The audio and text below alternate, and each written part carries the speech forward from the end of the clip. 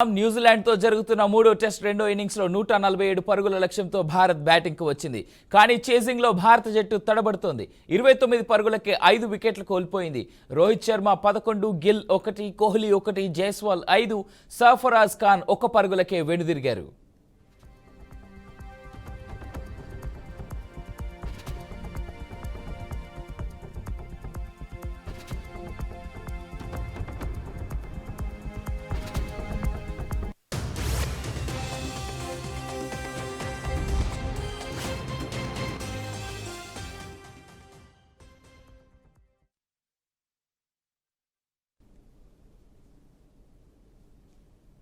New Zealand తో జరుగుతున్న మూడో టెస్ట్ లో రెండో ఇన్నింగ్స్ లో 147 పరుగుల లక్ష్యంతో భారత్ బ్యాటింగ్ కు వచ్చింది.